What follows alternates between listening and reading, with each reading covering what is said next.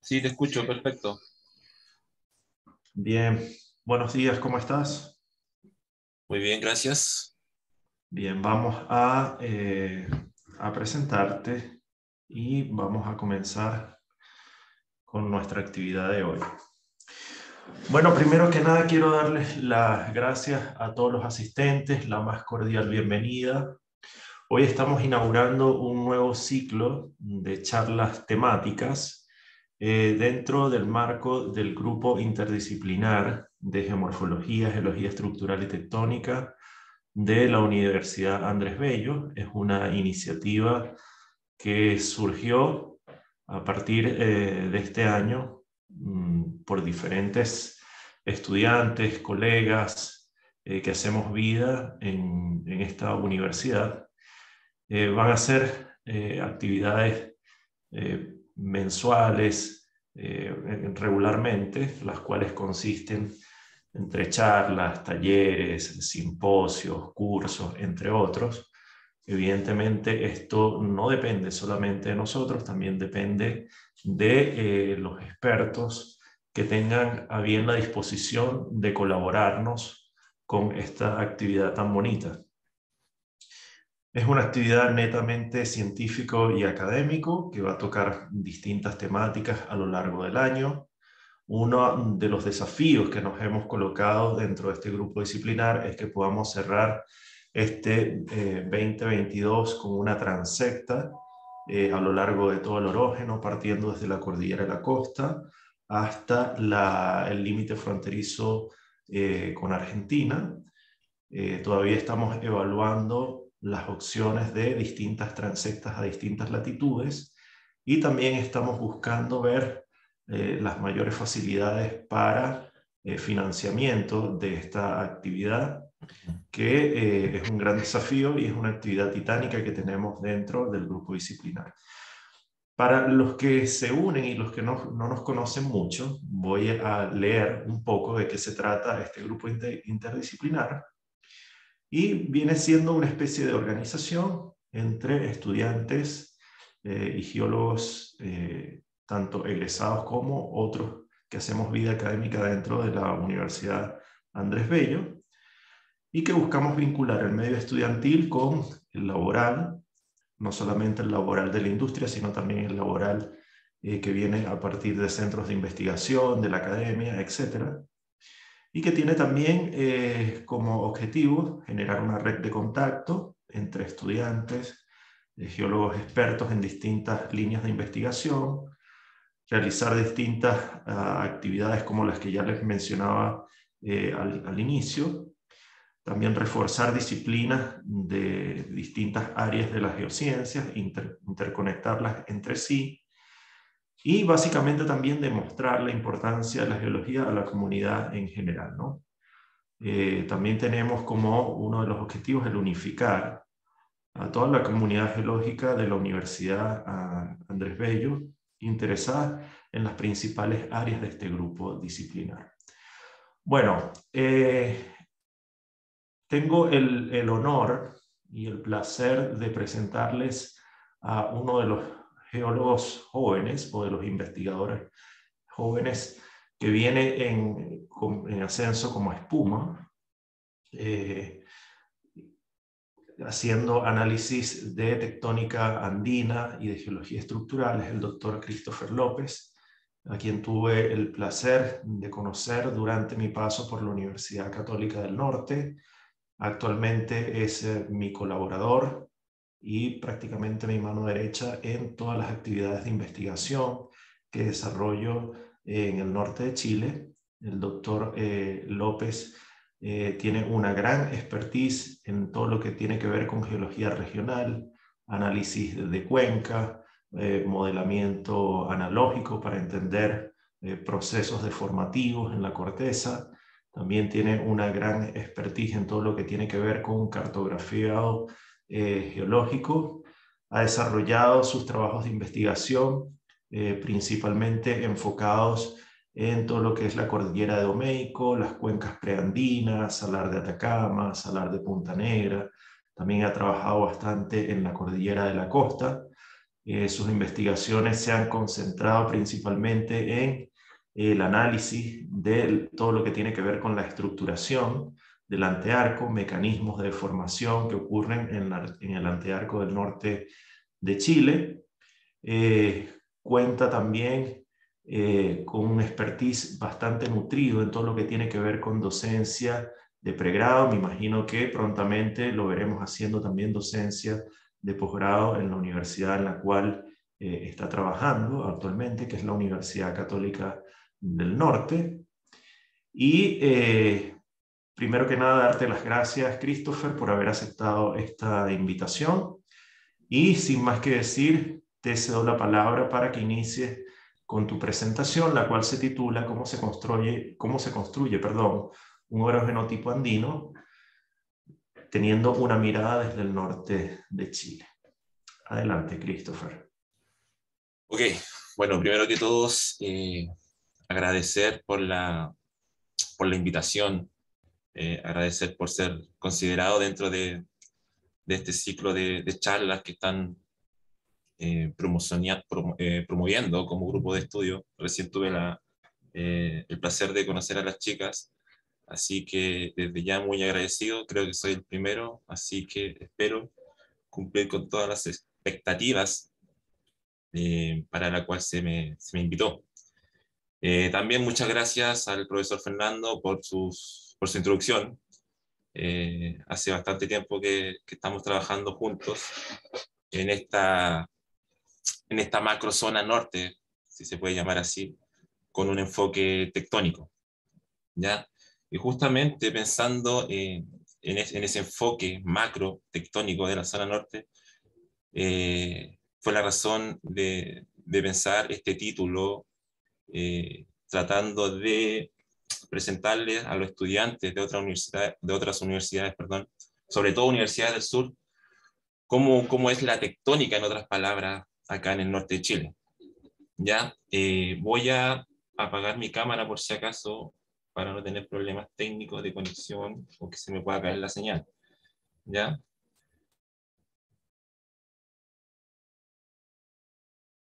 Ya, entonces, primero quiero introducir un poco el por qué el título. ¿Por qué un orógeno tipo andino? Quiero partir con esta pequeña introducción porque obviamente cuando hablamos de orógeno andino estamos haciendo una diferenciación con otros tipos de orógeno. Y en este caso quiero destacar el orógeno de los Himalayas, que tiene otra estructuración, tiene otro control, tiene otro origen. Los Himalayas corresponden a un orógeno por colisión continental. No obstante, su historia es mucho más reciente, generando una gran cordillera y una de las, de hecho, la más alta a nivel mundial, ¿no es cierto? Sin embargo, los Andes, teniendo un control totalmente distinto, ya que es un orógeno por subducción, sin embargo, también presenta particularidades que la hacen también de carácter, o sea, de importancia de carácter mundial, ¿ya? También hay que mencionar que, voy a buscar el puntero,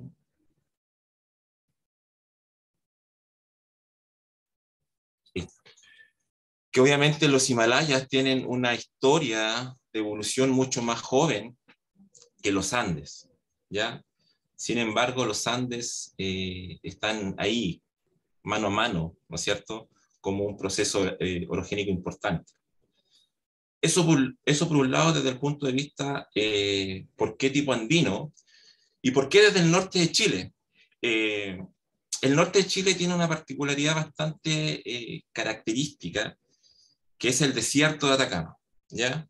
Muchos de los afloramientos, muchas de las rocas de basamento, muchas de las secuencias mesozoicas se exponen o subyacen por debajo de una cobertura muy importante o muy notoria de gravas, sobre todo gravas del Cenozoico tardío, ¿ya? Y eso le da a veces una dificultad al momento de tratar de hacer interpretaciones tectónicas de escala regional, porque obviamente no hay una continuidad en los afloramientos, y más bien muchas de las regiones o muchas de las zonas que se caracterizan como grandes zonas del norte de Chile presentan esta característica, esta cualidad, ya potentes coberturas de grava.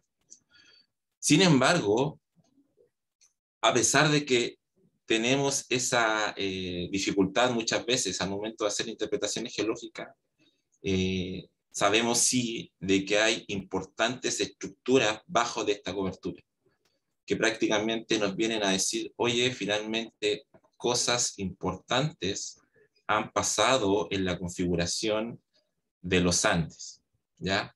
En la configuración de los Andes del norte de Chile. Y en este caso me estoy haciendo cargo de lo que pasa en una sección que es la vertiente occidental de los Andes, ¿ya? Los Andes es un orógeno que tiene una serie de unidades de primer orden, unidades morfotectónicas de primer orden. Dentro de esta destacan lo que son las unidades del altiplano de la Puna, pero hacia su flanco occidental encontramos entonces este registro de antearco, que a su vez se compone de unidades morfotectónicas o fisiográficas de segundo orden dentro de este contexto orogénico como es los Andes, ¿ya? En el norte de Chile, las unidades morfotectónicas que más destacan desde oeste a este son la cordillera de la costa, la depresión central, la cordillera de Domeyko y las cuencas preandinas, ¿ya? La cordillera de la costa se caracteriza por la exposición de un registro casi continuo de rocas jurásicas, entre intrusivos y rocas volcánicas. La depresión central, en cambio, destaca mucho por esta cobertura que sella muchos de los afloramientos que puedan caracterizar ya sea el basamento o la secuencia mesozoica de esta porción de antearco.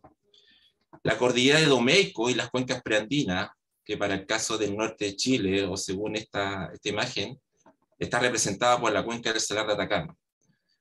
Y estas dos deben ser las dos unidades morfotectónicas que más destacan entonces a lo largo del norte de Chile, ¿ya? Y toda esta evolución se debe a que ha tenido una migración de orógenos, una migración de arcos volcánicos que han sido controlados por una serie de procesos de deformación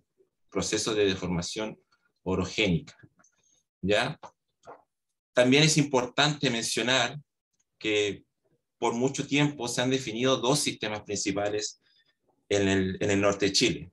Uno es el sistema de falla de Atacama, expuesto hacia la zona más costera del antearco, o en otras palabras, hacia el antearco más externo del norte de Chile.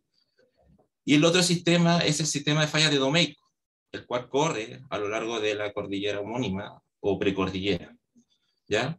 Este sistema expone extensos bloques de basamento del Paleozoico superior y del Triásico, y en realidad de gran parte de la secuencia mesozoica. Sin embargo, cuando tratamos de revisar los modelos que se han propuesto para la configuración o arquitectura de la parte norte o del antearco del norte de Chile, la arquitectura nos muestra otro tipo de estilos estructurales que difieren mucho de la geometría y cinemática que se han propuesto para los sistemas anteriormente mencionados. Por ejemplo, en las zonas preandinas se han hecho muchas interpretaciones tectónicas donde el principal control estructural son estructuras netamente inversas, fallas netamente compresivas, o también modelos donde se trata de explicar su evolución tectónica a partir de la inversión tectónica, ¿ya? Otros modelos más hacia el norte también tratan de explicar la configuración andina final a través de una serie de sistemas de divergencia oeste, como es el Western System en la parte más norte de Chile, que explican en cierta medida el alzamiento final de lo que es la Puna o el altiplano. Además, hay otros modelos que tienen una connotación más hacia una tectónica más extensional para explicar zonas como las cuencas preandinas, ¿ya? Pero si hacemos un resumen de todos estos modelos, son bastante diferentes entonces a lo que se ha propuesto para los dos principales sistemas expuestos en el norte de Chile. ¿Por qué? Porque estos dos sistemas han tenido una historia compleja de evolución y su definición más cercana es que son sistemas rumbo deslizantes. Por ejemplo, el sistema de falla de Atacama se ha definido como un sistema que evolucionó en el Jurásico a partir de un régimen extensional. En el Jurásico tardío, en el Cretácico temprano, pasó a ser un sistema, rumbo deslizante, y ya hacia el Cenozoico más tardío, en el Oligoceno, se ha descrito como un sistema principalmente con fallamiento normal, ¿ya? Lo mismo pasa para el sistema de falla de Domeyko en la precordillera, ¿ya? Su definición también es principalmente a partir de la gran variedad de análisis o de estructura expuesta a lo largo de muchos de los yacimientos del norte de Chile. La franja del Eoceno-Oligoceno, específicamente, ha mostrado mucha de la cinemática y geometría de este tipo de estructura. Sin embargo, hacia la parte más oriental de la precordillera, en la zona más transicional con las cuencas preandinas, como les dije recién, también está esta idea de fallamiento extensional, ¿ya? Entonces, esta idea de tratar de agrupar o generar modelos de carácter regional que muestren la historia tectónica o la arquitectura profunda del antearco es bastante compleja cuando tenemos estos sistemas estructurales que se han definido por mucho tiempo de primer orden, ¿ya? Y además hay que entender que el antearco y en realidad gran parte de los Andes centrales se deben a una historia compleja de sobreimposición de regímenes tectónicos, ¿ya? Regímenes tectónicos que se caracterizan por una herencia extensional desde el Triásico y que tuvo un fuerte cambio ya para el Cretácico superior, donde se pasa de un ambiente extensional a un ambiente netamente compresivo, lo que es comúnmente denominado como la fase tectónica peruana, que marca el inicio de la inversión tectónica de las cuencas extensionales previamente formado a lo largo del borde sudamericano. Entonces, considerando todos esos argumentos, la idea de esta presentación, la idea de esta charla es ir mostrando evidencia finalmente de cómo se ha ido construyendo un orógeno como el andino. Y para ser más específico, una porción del antearco o una porción de los Andes centrales, que en este caso es coincidente con el antearco en el norte de Chile, ¿ya? Para eso, en esta presentación, hay bastantes observaciones en distintos puntos localizados a lo largo del norte de Chile. Gran parte de esta presentación se concentra en la región de Antofagasta, a la latitud de los 23 grados sur, ya porque es justamente una sección idónea donde se puede hacer un barrido de las estructuras y su control sobre las unidades morfotectónicas aquí expuestas. Pero también hay una serie de otras observaciones que se han hecho un poco más hacia el sur, en zonas de Chile, de la tercera región, perdón, donde también hay un control estructural y hay una condicionante sobre las unidades morfotectónicas similar a lo que se pueda ver en esta región, ¿ya? Y hoy por hoy estamos haciendo muchas observaciones en la zona de la cordillera de la costa. Entonces, hay un gran barrido para todo el norte de Chile que trata entonces de llegar a un modelo integrado de cómo podría estarse configurando la porción del norte de Chile como antearco.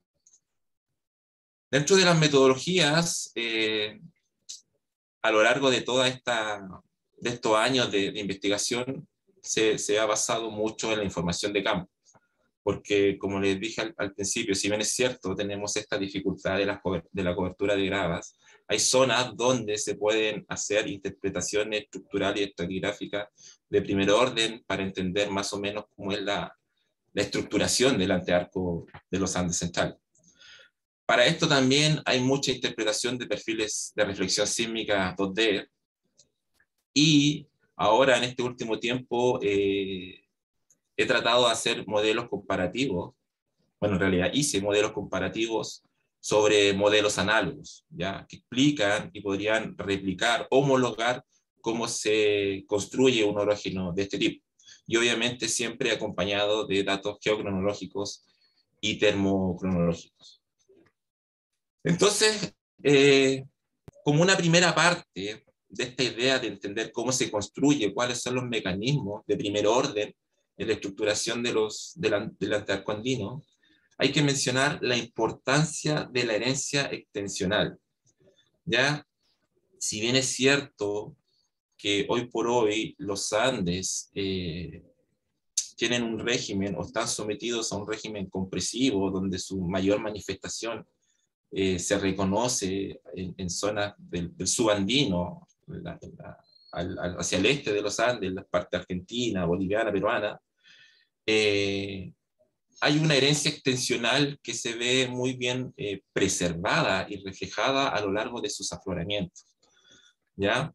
Es importante tener en cuenta de que muchos de los afloramientos de estas secuencias mesozoicas depositadas en ambientes extensionales reflejan muy bien la arquitectura relacionada a depósitos o cuencas de Hemigraben. ¿Ya? Por ejemplo, esta fotografía es un ejemplo fabuloso donde podemos ver este modelo de cómo una cuenca de Siem-Reap, una cuenca de Hemigraben, acomoda los depósitos mesozoicos, principalmente del Triásico superior, Jurásico inferior. ¿Ya? Este tipo de evidencia nos está mostrando una evidencia, perdón, un reflejo de lo que serían estas cuñas estratigráficas en los depósitos de Siem-Reap, y por tanto entender finalmente de que los depósitos a lo largo del antearco no representan cuencas simétricas, ¿ya? Sino más bien están controladas por una serie de estructuras que son principalmente con manteo hacia el oeste, ¿ya? Y esta es una condicionante que se puede ver en muchos de los depósitos expuestos acá en el norte de Chile. ¿Ya? Mucha preservación de la herencia extensional. Por ejemplo, en zonas acá muy cercanas a la cordillera de la costa, de la región de Antofagasta, estas estructuras se preservan y no han sido modificadas por los eventos compresivos posteriores, ¿ya? Y lo que se puede reconocer muy bien son estructuras relacionadas a esta historia extensional, que obviamente va a tener su particularidad de que en algunas ocasiones van a mostrar evidencias de inversión parcial. ¿Ya? En esta parte menciono el antearco externo y la herencia extensional porque finalmente la característica que más destaca hacia la parte más oriental del antearco externo es esta herencia extensional y una leve evidencia de inversión tectónica. ¿Ya? Anticlinales de inversión, por ejemplo, sobre secuencias mesozoicas, muchas estructuras que parten de algún corrimiento principal y se propagan como estructuras bactras para generar estructuras pop-up, por ejemplo, y una serie de sistemas de retrocorrimientos que están afectando justamente estas secuencias, pero preservando esta característica que es la extensión. ¿Ya? Así también hacia las zonas más cercanas hacia la región de Atacama, se sigue manteniendo este registro, la evidencia de la extensión, la evidencia de las cuñas y la evidencia de los depósitos de Siem-Reap. Variaciones en los espesores son características bastante notorias al momento de distinguir estas secuencias mesozoicas. ¿Ya? Y obviamente siempre está esta parte o este segmento donde las estructuras formadas en ambientes extensionales muestran evidencia de inversión parcial. Este es un ejemplo de libro expuesta en la precordillera, a la zona del Salar de Punta Negra, donde se pueden ver estructuras tipo chorca, cómo nacen a partir de fallas normales parcialmente invertidas. ¿Ya? o sinclinales de bloque colgante se preservan a lo largo de estos depósitos extensionales y que muestran alguna evidencia de inversión parcial.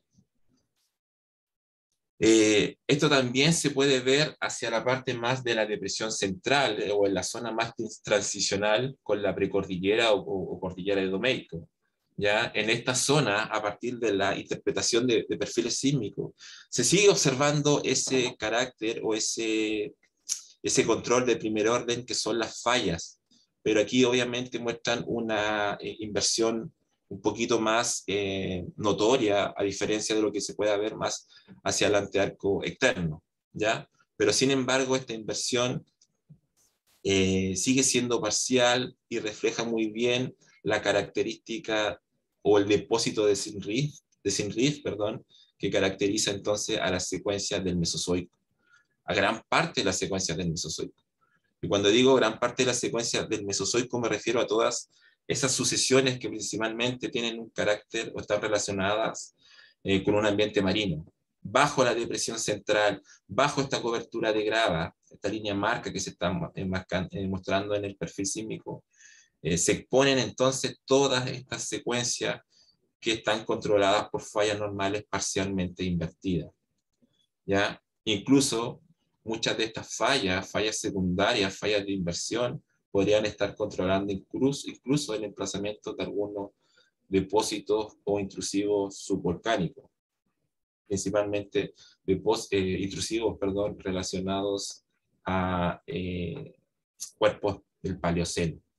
¿Ya? Entonces, esa es una primera característica o un primer control que hay que tener en cuenta al momento de hablar de la estructuración del antearco andino. Ya esta herencia extensional sobre los depósitos. Entonces, otra cosa importante es ahora reconocer o mencionar, mejor dicho, un mecanismo que creemos que es de primer orden en la configuración o en las etapas iniciales del orógeno andino, que es la inversión tectónica, que en este caso es una inversión tectónica positiva. Por ejemplo, en esta misma zona, que es esta zona transicional entre la depresión central y la cordillera de Domeyko, donde justamente hay una mayor exposición de los depósitos mesozoicos e incluso basamentos, rocas paleozoicas, hay un control primero estructural sobre la litología. ¿Por qué? Porque hay una serie de depósitos del Jurásico, depósitos marinos principalmente, que subyacen a depósitos del Cretácico superior, depósitos volcánicos y continentales que para esta región se han definido como la formación Quebrada Mala del Cretácico superior. Este es un contacto bastante destacado a lo largo de esta zona transicional entre estas dos unidades morfotectónicas, ¿ya? ¿Y qué pasa justamente en esta zona? Lo que estamos viendo es nuevamente esta evidencia de inversión, ¿ya? Los depósitos que subyacen a estas secuencias de Cretácico no están reflejando estructuras de inversión gatilladas por la inversión de fallas normales previamente formadas y que ahora están invertidas. ¿Ya? Una de las características más notorias de estos depósitos jurásicos en la zona es que están altamente deformados, con pliegues incluso, o estratos casi verticales. Este es un ejemplo muy notorio de esta zona porque finalmente lo que estamos viendo en esa zona es la discordancia o el inicio del crecimiento andino, las raíces de cómo finalmente el orógeno andino, como tal, como lo conocemos ahora, parte, ¿ya? Esta discordancia justamente está mostrando el comienzo de una depositación relacionado a un ambiente compresivo, ¿ya? Y que deja atrás una historia extensional previa, pero que por procesos de inversión tectónica, ahora lo que vemos es esta gran discordancia, una discordancia regional, ¿ya? El modelo más cercano a esta zona sería a través de una estructura tipo buttress, un buttressing, donde todos los depósitos que rellenan las cuencas son comprimidos hacia la falla, se pliegan a través de una serie de anticlinales o sinclinales de bloque colgante y quedan bajo esta cobertura de depósitos o secuencias del Cretácico superior. ¿Ya? Esta es una característica de primer orden, entonces, en esta estructuración del antearco. ¿Ya? La inversión tectónica como una fase de primer orden o un mecanismo de primer orden en las etapas iniciales del crecimiento orogénico. Entonces, muchos ejemplos muy destacados a lo largo de las principales quebradas en esta región pueden ser reconocidos. Por ejemplo, aquí nuevamente sinclinales expuestos o que afectan a secuencias mesozoicas. Este estilo estructural es lo que estaría entonces controlado a este tipo de estructura buttressing, ¿ya? Y obviamente estructuras que todavía preservan esta geometría de cuña estratigráfica relacionada con depósitos de zinc rift, pero que justamente ahora por mecanismos o por procesos de inversión tectónica positiva nos está mostrando esta hermosa estructura en arpón o punta de flecha, ¿ya? Entonces, cosa notoria es cómo estos depósitos varían en sus espesores a lo largo de sus afloramientos, ¿ya? Justamente eso nos está mencionando nuevamente esta importancia en el control tectónico extensional previo a la inversión tectónica. Otro control o otra característica que se puede reconocer en esta zona es el fallamiento inverso puro, el pure thrusting, ¿ya? Y que esto queda más bien evidenciado hacia la parte más interna del antearco, lo que es la zona transicional ahora entre la precordillera o la cordillera de Domeyko y las cuencas del Salar de Atacama. En esta zona, lo que más destaca son estructuras de carácter regional, como por ejemplo el escarpe del Bordo y el sinclinal Barros Arana, que justamente nos están mostrando cómo serían los estilos estructurales que son condicionados por este tipo de corrimientos, ¿ya? Esta zona es una zona entonces que destaca por estructuras que son principalmente convergencia al este. Un bonito ejemplo es lo que se expone en la localidad del Valle del Arcoíris, al norte de San Pedro de Atacama, donde se pueden reconocer una serie de isoclinales de vergencia este, donde prácticamente los pliegues llegan a estar tumbados, ¿ya? Esta zona es bastante importante porque además hay un control marcado en la estratigrafía. Esta zona se caracteriza por tener niveles de despegue que podrían explicar un poco la estructura en esta zona. Otra cosa importante y notoria en esta foto es que este tipo de secuencia incluso es capaz de deformar intrusivos tabulares subvolcánicos. Esto que se ve acá, por ejemplo, es un sil de edad paleocena que nos permite entonces conseguir un poco esta edad de la deformación.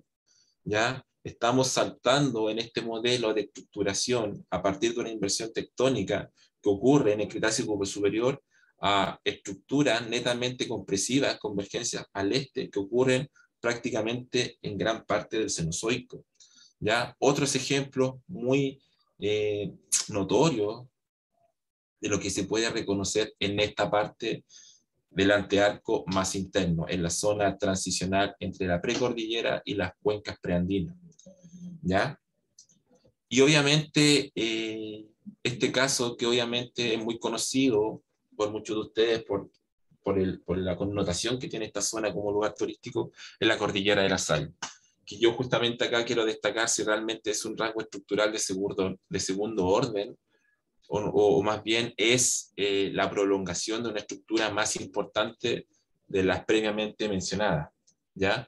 Pero su manifestación o su exposición en superficie de este tipo de estructura en esta zona o en esta parte de las cuencas preandinas queda caracterizada a través de una serie de corrimientos y pliegues de divergencia este, ¿ya?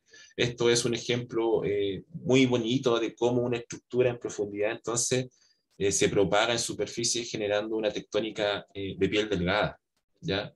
Estructuras de basamento, que más adelante voy a mostrar un poco cómo sería el modelo para esta zona, se propagan entonces generando una serie de corrimientos a escala o a niveles superficiales muy típicos de una tectónica de piel delgada. Entonces, hasta el momento les he hablado de esta idea de herencia extensional, después procesos de fallamiento por inversión tectónica y una característica que se debe solamente a una compresión pura. Entonces, dentro de este modelo de estructuración o dentro de esta idea de entender cuáles son los mecanismos, hay que entender entonces cómo se relacionan tanto estructuras normales invertidas con el fallamiento inverso puro. Y finalmente, qué papel o cómo se relacionan con las estructuras de primer orden que se han definido para el antearco del norte de Chile. ¿Ya? Esto que estoy mostrando ahora es parte de un trabajo que está justamente en revisión y que se ha hecho a partir de una técnica de los modelos análogos. Ya, en otras palabras, estamos llevando la observación de campo al laboratorio. Después de tanta interpretación de perfiles sísmicos, de tanta interpretación de datos de campo, bueno, tratemos de validar qué nos puede decir un modelo que pueda replicar las condiciones de formación de un orógeno o de una porción del orógeno como es el antearco. ¿Ya? Pero para eso hay que fijarse casos estudios, ¿no es cierto? Y en esta parte o en este trabajo se destacan o se hicieron observaciones tanto para la cuenca de Calama, la cuenca de Punta Negra y la cuenca de Pedernales. ¿Por qué? Porque estas tres cuencas cuentan con geofísica de subsuperficie, que son los perfiles de reflexión sísmica, muchos datos de interpretación o en realidad mucha observación de campo, ya que permite hacer buenos perfiles de superficie. Acá quiero destacar solamente un ejemplo, que es el caso del salar de Punta Negra, que entonces nos muestra cómo se podría estar estructurando o relacionando las distintas estructuras que ahí yacen o que ahí se exponen. En este perfil quiero destacar cómo finalmente estructuras normales, heredadas o parcialmente invertidas, son decapitadas por estructuras que son principalmente convergencia hacia el este y por tanto explicar en cierta medida cómo pasamos de un acto topográfico que caracteriza la precordillera a una zona deprimida como son las cuencas preandinas. La idea de este trabajo o la idea de estas interpretaciones es proponer el concepto de Trough Decapitation, ¿ya? Algo que se ha mencionado en orógenos como los Apeninos, pero que nunca se había hecho mención en esta zona. ¿Por qué? Porque nuevamente en esta zona, por ejemplo, en la zona de Punta Negra, también se han descrito sistemas estructurales que son parte de este sistema mayor, que es el sistema falla de Domeyko, y que se ha definido como un sistema rumbo deslizante.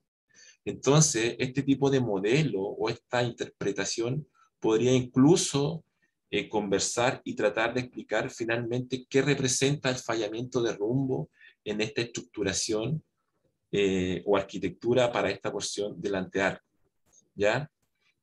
Esto también ha sido constreñido o ratificado con interpretaciones de subsuelo, ¿ya? Esta es una línea sísmica justamente que corre acá en el salar de Punta Negra. Esta es la posición de la línea sísmica, esta es la posición del perfil reconstruido para esta zona. Y nos damos cuenta que hay particularidades que obviamente pueden ser destacadas en ambos o en ambas secciones, ¿ya? La idea de la preservación de los depósitos extensionales, la idea de la inversión y la idea del fallamiento puro convergencia al este que viene a decapitar entonces las estructuras previas, ¿ya? Esto entonces podría explicar cómo finalmente toda una unidad de basamento paleozoico, secuencias mesozoicas se exponen entonces a través de este tipo de estilo estructural y generan una serie de depósitos siderogénicos en esta parte de las cuencas preandinas, ¿ya? La idea de preservación bajo estructuras puramente compresivas es un modelo entonces que podría explicar perfectamente cómo se construye esta zona del antearco más interno. Y después, ¿qué hacen entonces los modelos análogos? Se trata de reconstruir justamente las condiciones iniciales para generar un modelo, una estructuración de este tipo. Entonces se parte con un modelo de extensión pura. Este modelo justamente está reconstruyendo la depositación sin rift que ocurre a lo largo de un ambiente extensional. Y obviamente lo que más destaca son la generación de estructuras o cuencas, mejor dicho, de graben o hemigraben controladas por fallas normales de alto ángulo o incluso fallas lísticas, ¿ya? Este modelo de extensión pura, entonces, continúa con un modelo de inversión, ¿ya? Es decir, que a partir de ese modelo donde yo solamente reconstruyo condiciones extensionales, trato de generar ahora las estructuras de inversión para finalmente pasar a estructuras de compresión pura. Esta sección o este modelo justamente es una reconstrucción final de cómo podrían estar relacionándose entonces estructuras que son netamente compresivas con estructuras normales parcialmente invertidas, ¿ya? Y nuevamente destaca esta idea del trust decapitation, ¿ya? Y la idea de que los depocentros extensionales quedan preservados u ocultos bajo estas estructuras mayores, ¿ya? Este tipo de cuenca entonces perfectamente podría ser correlacionable con las cuencas preandinas. Y este tipo de estructura podría ser perfectamente correlacionable con las estructuras que se exponen en el flanco más oriental de la precordillera, ¿ya? Entonces, con estos modelos podemos reconstruir, acercarnos mucho más a un modelo de estructuración de antearco, ¿ya? Y otra cosa importante que nos muestra este tipo de modelo es finalmente cómo estructuras preservadas o cómo estructuras que se forman por extensión son, mejor dicho, preservadas producto de un acortamiento o producto de una inversión tectónica. ¿Qué tenemos entonces en este gráfico? Este gráfico destaca en línea azul segmentada un estado de deformación inicial, un estado, mejor dicho, donde no hay deformación. La línea negra nos muestra el techo o el nivel superficial que queda después de un proceso de extensión. Es decir, en otras palabras, es este contorno, ¿ya? Y la línea roja es la línea que marca el límite de los depósitos extensionales, de los depósitos de Sinriff, pero posterior al proceso de inversión, al proceso de compresión, perdón. Es decir, es esta línea celeste que está entre medio. ¿Por qué? Porque se quiere hacer una comparación de cómo varía la topografía solamente considerando los depósitos extensionales. ¿Por qué? Porque somos conscientes de que tienen un primer orden en la estructuración de este segmento del antearco. ¿Y qué podemos ver a partir de este modelo? Primero, este tipo de modelo explica perfectamente que esta sección de antearco ha tenido un acortamiento cercano al 20%. Hemos hecho secciones balanceadas, restauraciones palispásticas en estas secciones, y justamente están mostrando un porcentaje, perdón, de acortamiento muy cercano a lo que se reflejan en estos modelos. Lo otro es que las estructuras o las cuencas que se formaron por extensión son transportadas. Acá estoy destacando este límite como el límite donde una falla normal controló un depocentro por extensión, pero que producto de la compresión migra trasladando toda la cuenca y generando un transporte que en este caso podría definirse como convergencia hacia el este, ¿ya? Y además, El segundo depocentro, que se forma por extensión, queda decapitado o queda bajo sin tener una gran modificación en su posición, queda bajo de estos sistemas que generan las fallas con corrimiento de emergencia este.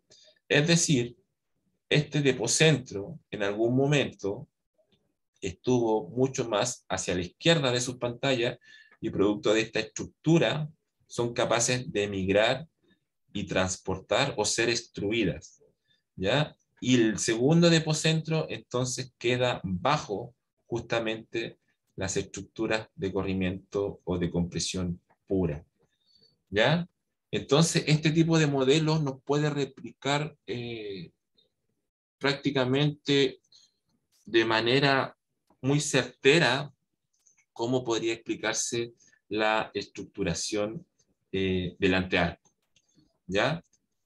Y esto donde también lo podemos ver replicado o como caso también, caso natural, caso estudio, justamente en la cuenca del Salar de Atacama.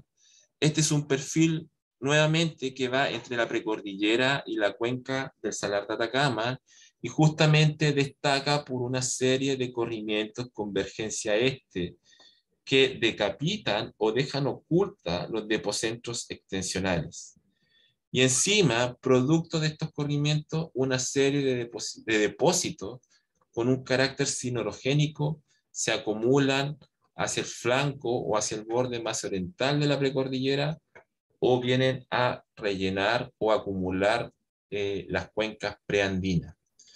Este ejemplo o esta imagen de un perfil sísmico donde muestra esta relación estratigráfica, donde los depósitos generan una relación en ola, es una evidencia clara de cómo finalmente los depósitos que van desde el Cretácico superior en adelante tienen este carácter sinorogénico. Lo mismo se puede reflejar acá, ¿ya? Este límite que se destaca entonces nos marca esa discordancia que las imágenes anteriores yo la destacaba para la depresión central.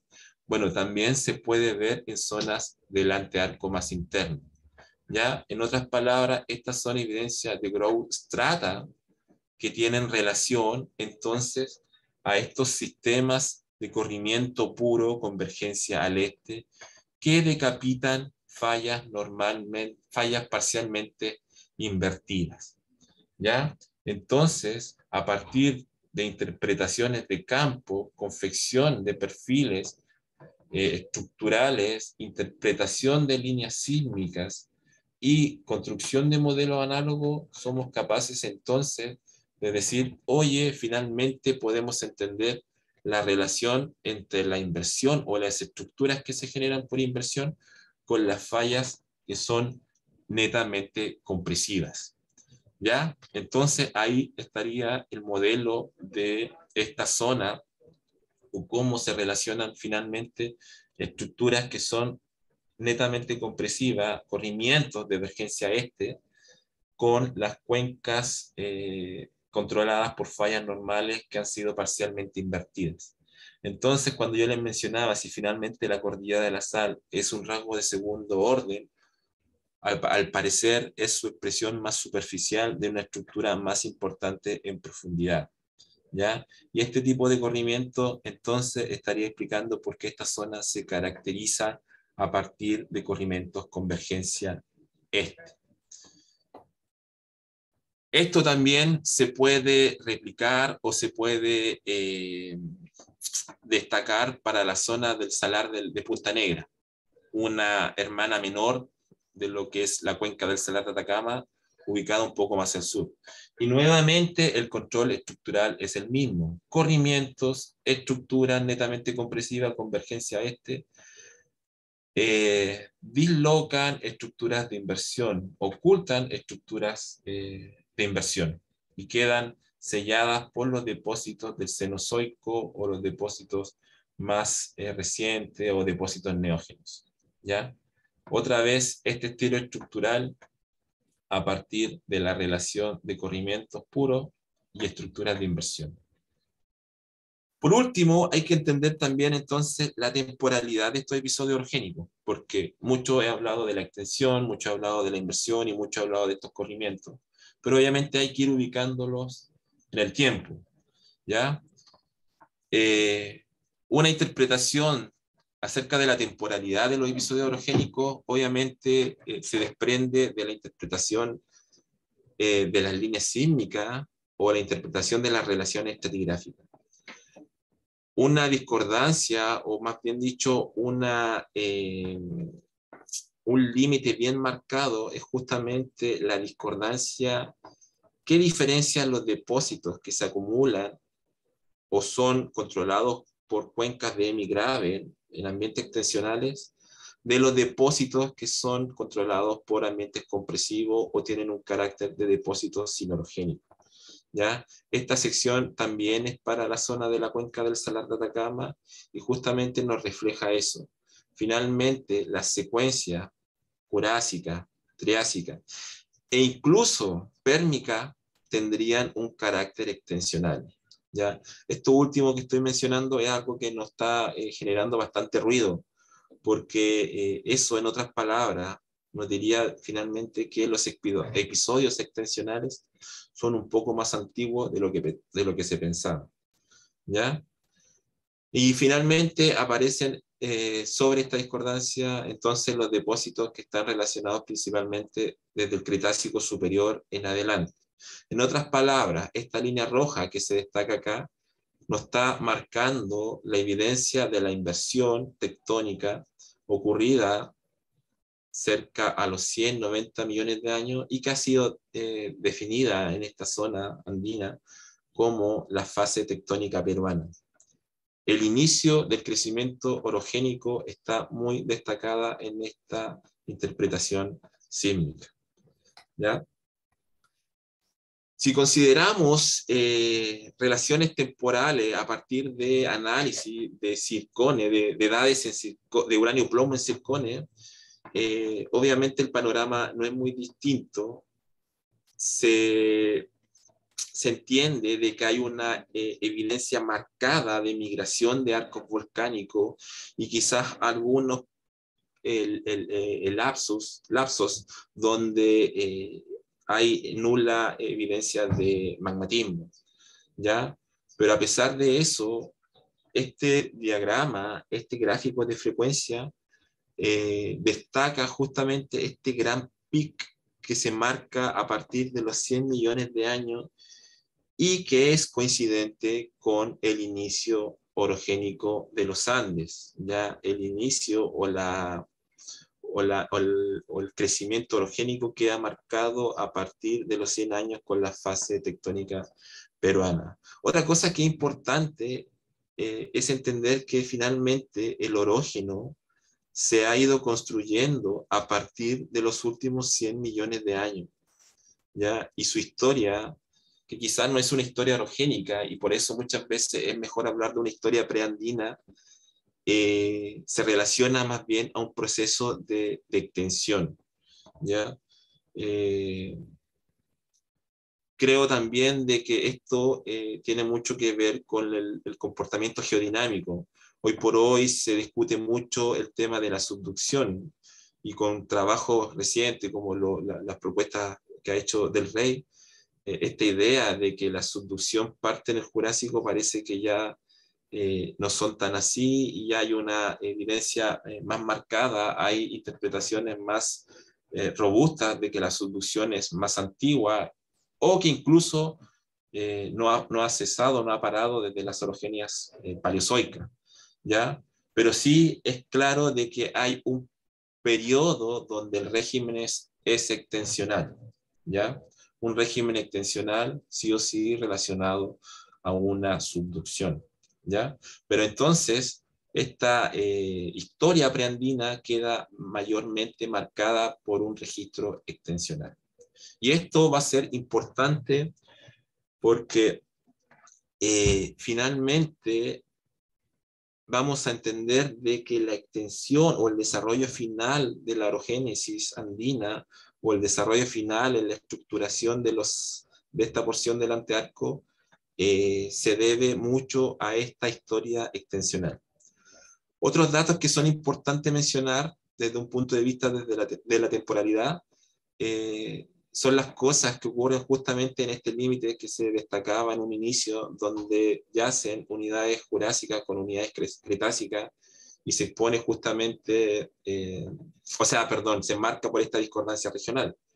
Hay una serie de intrusivos paleocenos cercanos a los 56 millones de años que se emplazan a lo largo de esta franja. O sea, esta idea de que hay un control estructural, esta falla que se propone como una falla de borde de cuenca, que se invierte o genera una estructura Batres, es una estructura de primer orden en la estructuración del antearco. ¿Ya? Aquí hay una serie de intrusivos paleocenos. Aquí también parte esta migración de un arco magmático cretácico. ¿Ya? Es una zona bastante importante a tener en cuenta. ¿Ya? Y acá nuevamente destacando los eventos tectónicos más importantes que se han descrito y justamente son coincidentes con con estas zonas donde hay un mayor control de las estructuras, una mayor evidencia de las estructuras sobre los depósitos. Desde la termocronología también nos muestra que eventos tectónicos, como los que se han mencionado en esta imagen, son coincidentes con los análisis que se han hecho para zonas, principalmente en las cuencas preandinas. ¿Ya? Muchos eventos de exhumación tienen relación entonces a estos procesos que están condicionados por esta estructura. ¿Ya? Sobre todo destaca el evento cercano a los 50 millones de años, que podría estar relacionado con un evento incaico, como lo ha dicho la literatura.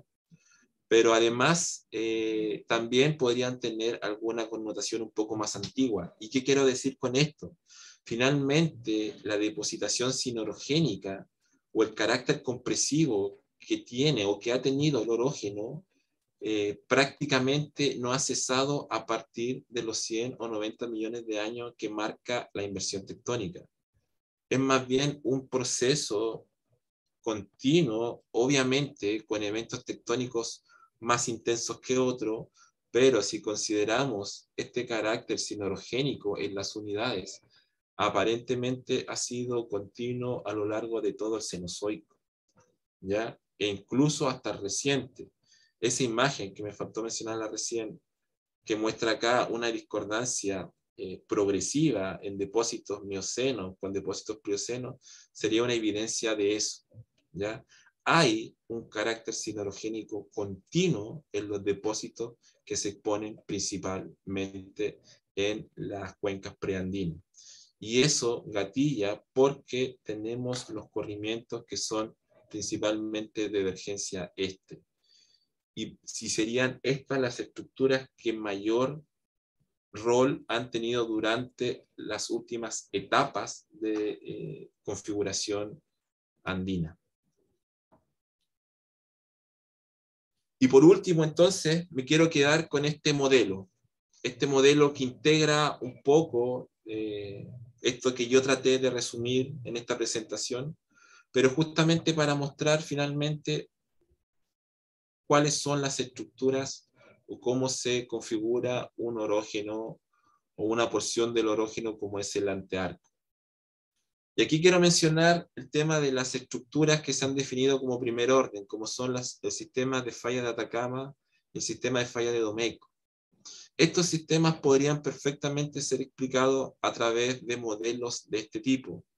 ¿Por qué? Porque las estructuras que se han descrito como rumbos deslizantes serían o tendrían orígenes mucho más antiguos y su origen estaría ligado justamente a esta historia extensional.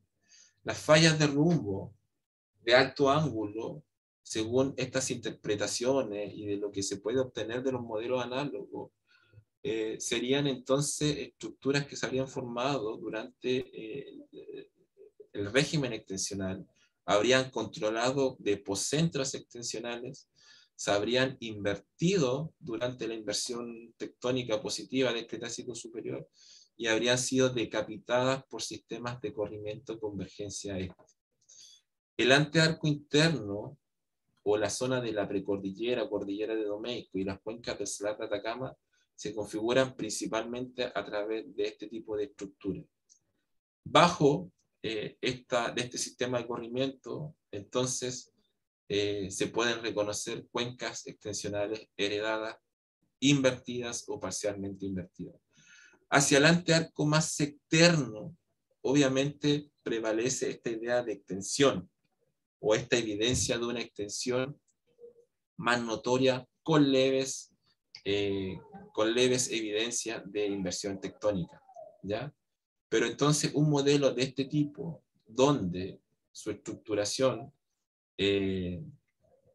destaque este concepto de thrust decapitation, podría explicar perfectamente entonces por qué estos dos sistemas se han definido como tal y por qué otro tipo de estructura no se han definido como parte de un modelo integrado, un modelo robusto de todo el antearco. ¿Ya? Este es un modelo que obviamente todavía lo estamos trabajando, todavía se está trabajando, hay muchas cosas que ir modificando, pero por lo pronto como modelo y como modelo integrativo, porque además este modelo rescata evidencias geofísicas regionales, como son perfiles de reflexión sísmica, donde hay algunos reflectores que destacan en esta zona, podrían relacionarse con un modelo de este tipo. Y obviamente este modelo también explicaría el porqué de la zonación en los depósitos o la migración de los arcos volcánicos.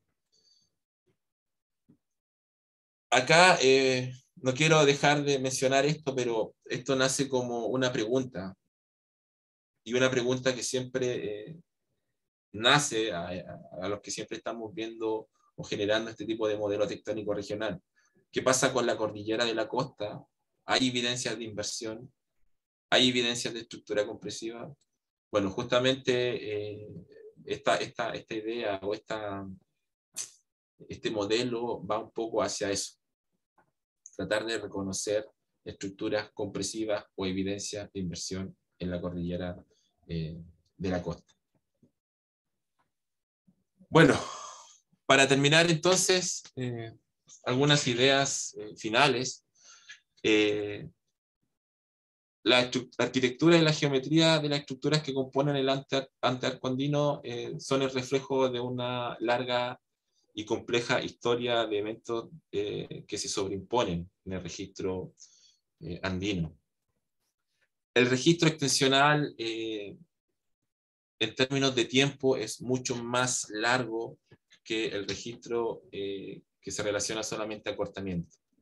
Sin embargo, este registro extensional podría explicar finalmente cómo los Andes llegan a obtener esa cantidad de volumen. Esto se podría explicar entonces a partir de un simple equilibrio de masas. Para generar el volumen que tiene actualmente esta porción del antearco andino, necesitas de alguna manera tener esa cantidad acumulada ya. Y aparentemente esa acumulación de depósitos extensionales son los que finalmente van a contribuir en el desarrollo o en el volumen final del antearco. Por eso les decía yo esta idea de tener presente la herencia extensional, la depositación extensional. Aparentemente, si no hubiéramos tenido, o si los Andes, mejor dicho, no hubieran tenido esta larga evidencia de depositación extensional, posiblemente la cantidad de masa involucrada en el proceso orogénico final no sería el que conocemos ahora. La inversión tectónica es un mecanismo de primer orden y quizás el inicial en la configuración del orógeno.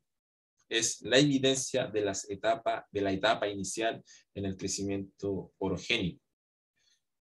Las fallas normales obviamente juegan un rol muy importante porque son aquellas estructuras las que se van a invertir o generar incluso algunos rasgos que todavía destacan a lo largo del antearco andino.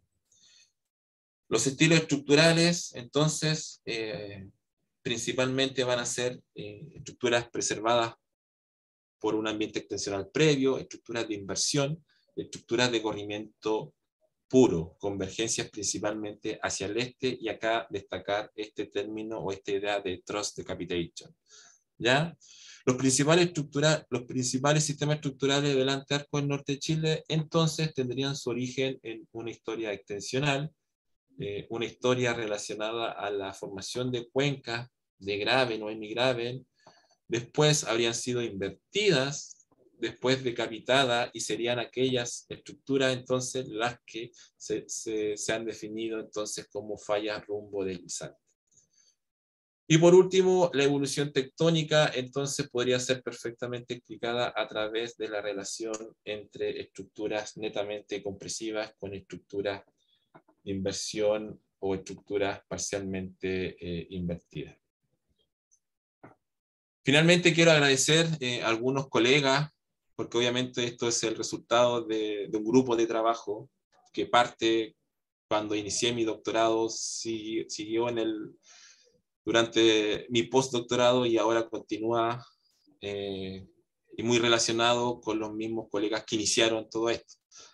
Destacar a los profesores Fernando Martínez, Rodrigo González, Rodrigo Riquelme, de acá de la Universidad Católica del Norte, y a los colegas de la Universidad de Florencia, en Italia, la doctora Chiara del 27, el doctor Domenico Montanari, el doctor Marco Bonini, el doctor Daniele Maestrelli, que fueron muy importantes en esta idea de la confección de los modelos análogos. Y por último, al doctor Mauricio Parra y a la señorita, la estudiante de doctorado, Ana María Patiño, que son parte de este proyecto y están colaborando mucho en temas de geocronología y termocronología. Eso sería todo. Muchas gracias por su atención.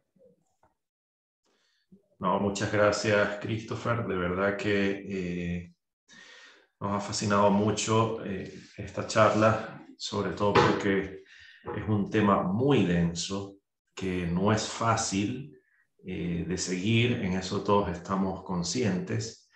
Es un tema que tiene mucha cantidad de datos, de verdad. Permíteme felicitarte y sobre todo felicitar tu capacidad integradora de toda esta múltiple cantidad de datos geocronológicos, de modelos análogos, datos sísmicos, datos de campo. Agradecemos un montón también el registro fotográfico que nos has mostrado. De verdad llega a ser hasta envidiable todo lo que has caminado en los cerros, lo que has podido observar, y gracias por la generosidad de poderlo compartir con los estudiantes y con nosotros el día de hoy. No me queda más sino que dar la palabra a quienes quieran hacerle alguna pregunta, quienes quieran consultar algo. Siéntanse en la libertad de hacerlo. Pueden levantar la mano y se les activará el micrófono para que realicen su consulta.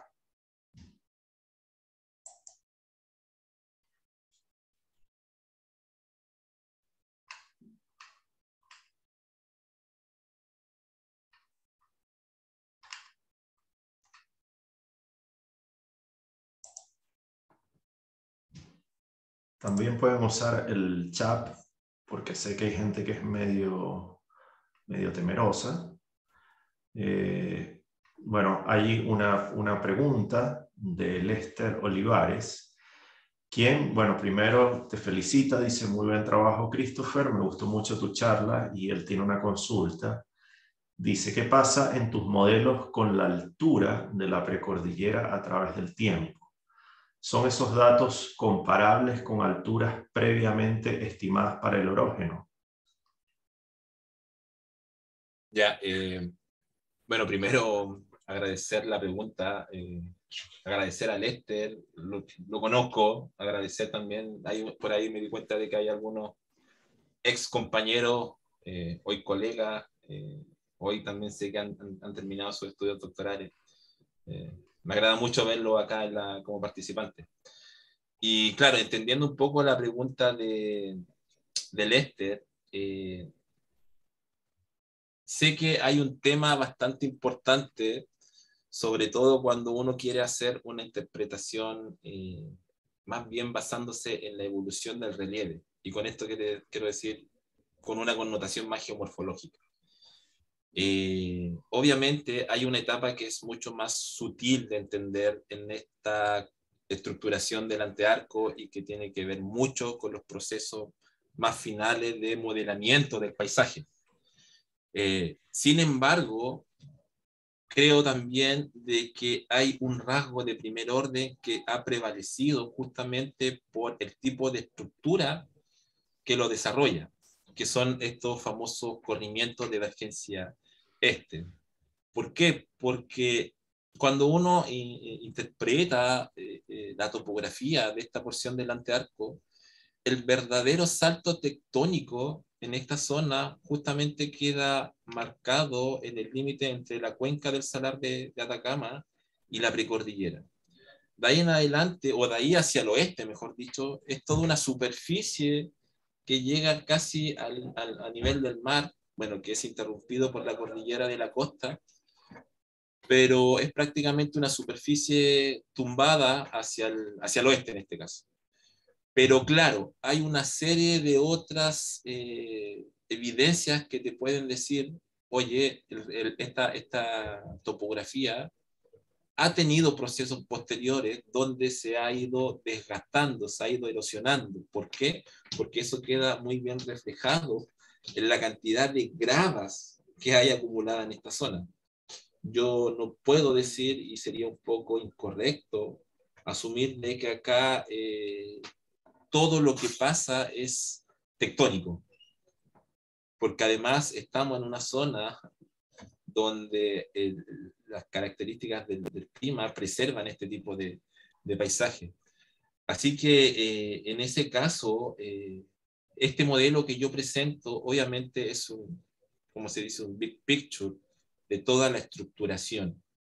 Creo que incluso podría explicar algunas anomalías, algunos rasgos que estén relacionados a un proceso geomorfológico, ¿ya?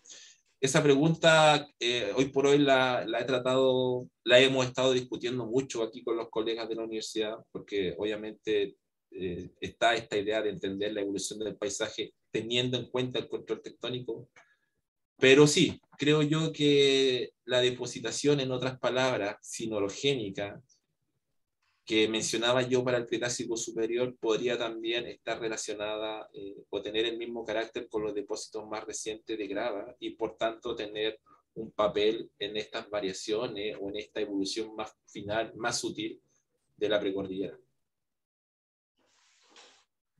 Bien, gracias por la respuesta, Christopher. Ana María tiene una pregunta y ella te pregunta, ¿cuál sería el rol de la rotación horaria de los bloques en la margen continental durante la compresión cenozoica?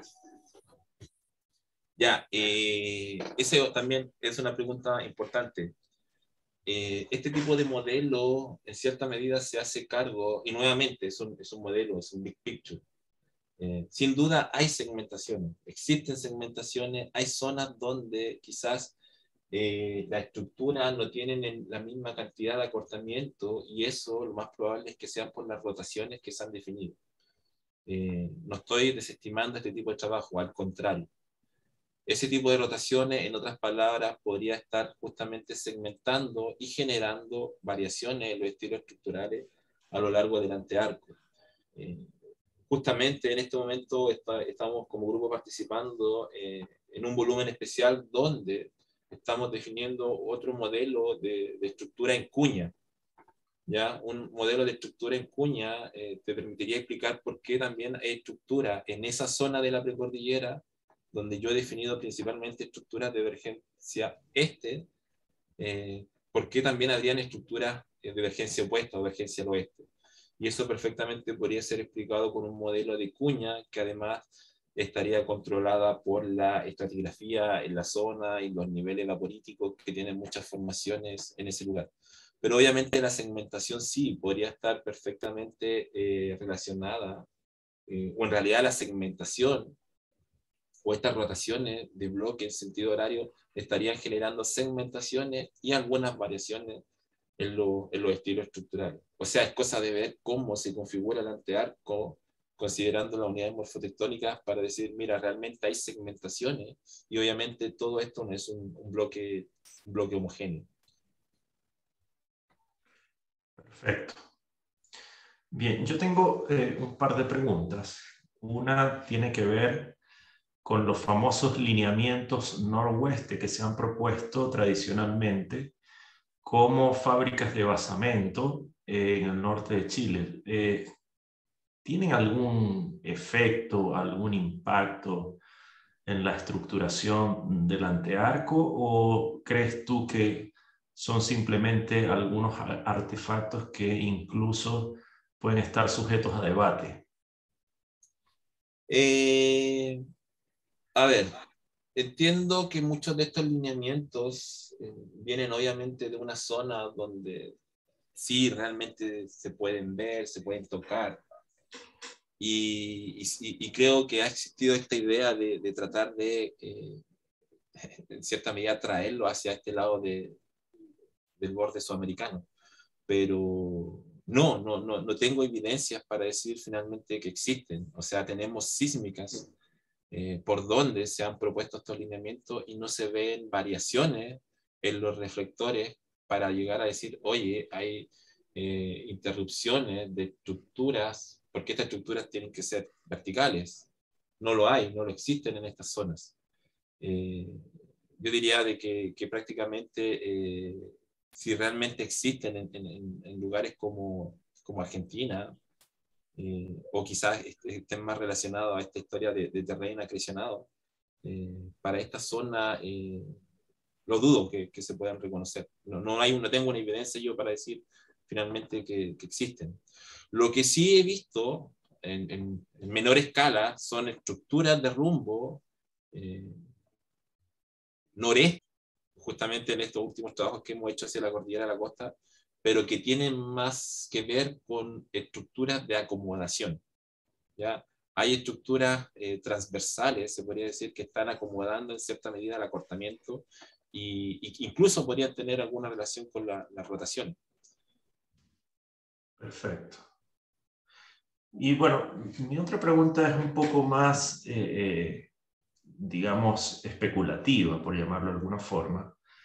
Y es que, claro, siempre, o no siempre, es difícil asumir un espesor inicial de la corteza previo a la deformación andina. Y creo que un poco de eso tiene que ver con la pregunta que te hacía Lester, perdón.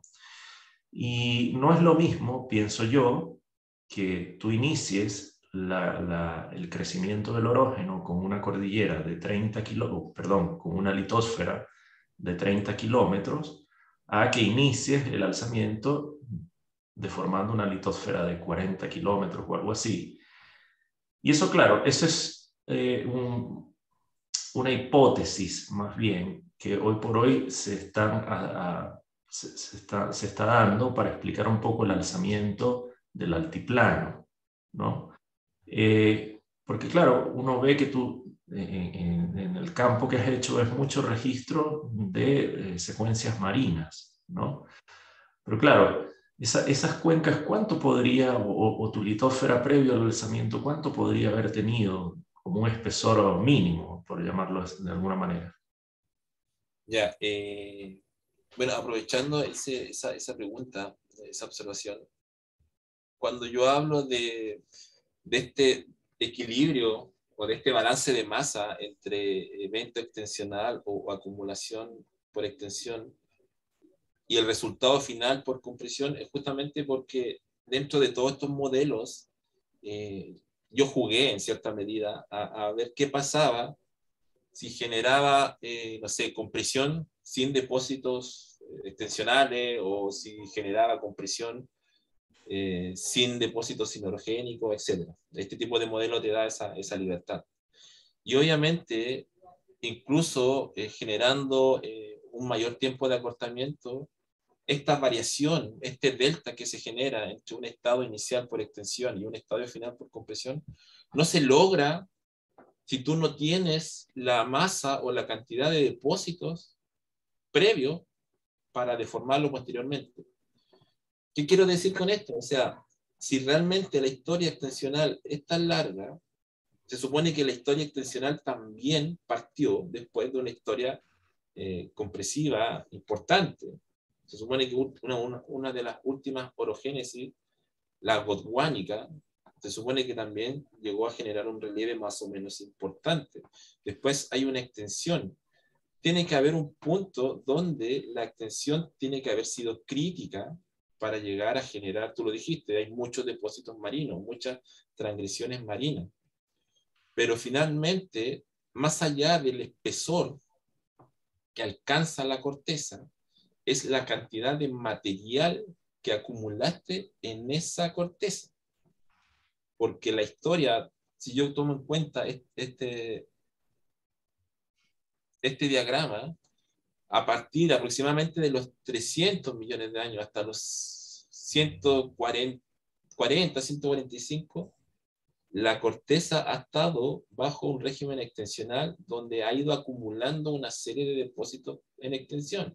Y sin considerar lo que puede haber generado un depósito SA, que a veces están muy bien reconocidos en Argentina, en el Cretácico superior, Cretácico inferior, hay una cantidad importante de masa acumulada y posiblemente en cortezas que hayan alcanzado un espesor bastante mínimo, pero obviamente no mínimo para romperla, porque nunca hubo una generación de corteza oceánica. Así que, finalmente, para ir respondiendo a esa pregunta, más bien es importante tomar en cuenta la masa acumulada para después ser extruida o invertida con un evento compresivo. Perfecto. Bien, veo que en el chat no hay más preguntas. Creo que, bueno, no vamos a tener más preguntas por el momento. Entonces, yo aprovecho, para no quitarte más tiempo, porque sabemos que estamos ocupando tiempo valioso de tus tareas cotidianas, agradecerte una vez más, extenderte la invitación para este tipo de actividades que vamos a seguir realizando con cierta continuidad en la universidad. Agradecer también la labor de todos los estudiantes que están formando parte inicialmente de este grupo interdisciplinar, invitar a aquellos interesados también a que se pongan en contacto con los miembros de este grupo para que puedan participar, interactuar un poco más con nosotros y en cierta forma invitarlos, ¿no?, a que sigan nuestras actividades. A nosotros nos nutre muchísimo. Como les dije inicialmente, la idea principal es compartir conocimiento adquirido, generar instancias de discusión en distintos ámbitos de las geociencias. Entonces nos vamos a despedir, Christopher, agradeciéndote una vez más y, bueno, agradeciendo también a todas aquellas personas que se tomaron su tiempo para participar como oyentes de esta charla muy bonita. Te felicitamos nuevamente, Christopher. No, y muchas gracias a ustedes por considerarme y agradecido, muy orgulloso de haber sido el primero en esta tanda de charlas. Bien. Bueno, no me queda más que desearle un buen día a todos y ya me retiro. Saludos. Muchas gracias. Saludos. Chao, chao. Excelente presentación. Me mantienen informado por las redes sociales. Sí, por supuesto. Listo, nos vemos. Chao, chao. Chao, chao.